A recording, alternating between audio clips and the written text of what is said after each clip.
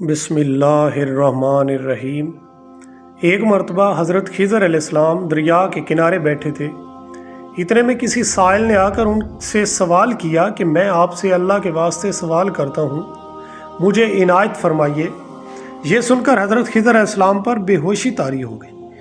جب کچھ ہوش ہوا تو فرمانے لگے، بھائی میں تو صرف اپنی جان اور مال کا مالک ہوں، تم نے مجھ سے اللہ کے واسطے سوال کیا ہے، لہٰذا میں اپنی جان اور ذات تمہارے حوالے کرتا ہوں، تم جس طرح چاہو اس کو استعمال میں لاؤ، بازار میں فروخت کر کے اس کی قیمت سے فائدہ اٹھاؤ۔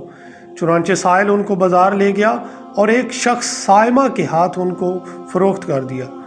یہ سائمہ خرید کر ان کو اپنے گھر لے گیا، جس کی پشت پر اس کا ایک باغ تھا۔ چنانچہ سائمہ نے حضرت خضر علیہ السلام کو ایک کدال دے کر کہا کہ سامنے والا پہاڑ جو 3 مربع میل رقبے میں واقع تھا، اس کی مٹی کاٹ کاٹ کر باغ میں ڈال دو۔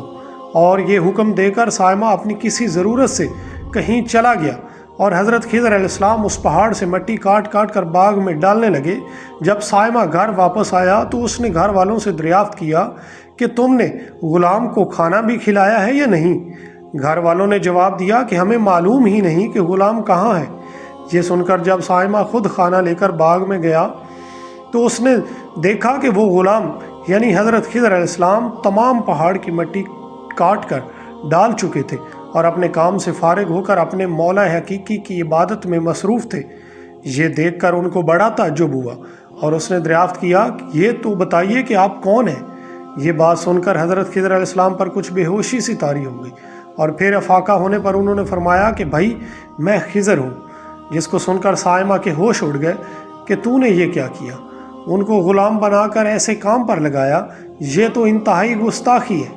پھر یہ سوچنے کے بعد سائمہ نے توبہ کی اور پروردگار سے عذر خواہی کے ساتھ حضرت خضر علیہ السلام کو آزاد کر دیا اور اللہ کی بارگاہ میں عرض کیا کہ اے رب العالمین، مجھ سے اس کا مواخذہ نہ کیجیے گا کیونکہ میں ان کو جانتا نہیں تھا۔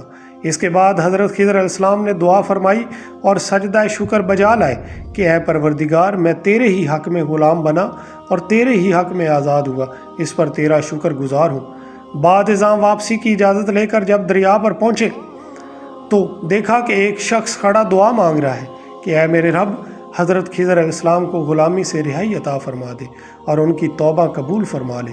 حضرت خضر علیہ السلام نے یہ دیکھ کر اس شخص سے دریافت کیا کہ آخر تو کون ہے؟ تو اس شخص نے بتایا کہ میں تو شازون ہوں، آپ کون ہیں؟ انہوں نے فرمایا میں خضر ہوں۔ اس کے بعد شازون نے کہا، اے خضر علیہ السلام، آپ نے اپنے رہنے کے لیے مکان بنا کر دنیا طلب کی ہے، کیونکہ حضرت خضر علیہ السلام کا دریا کے کنارے پر ایک عبادت خانہ تھا۔ بس یہ سن کر وہ فوراً میدان میں نکل آئے اور وہی اللہ کی عبادت میں مصروف ہو گئے۔ اس کے بعد حضرت خضر علیہ السلام نے اسی جگہ پر ایک درخت لگایا اور اس کے سائے میں عبادت شروع کر دی۔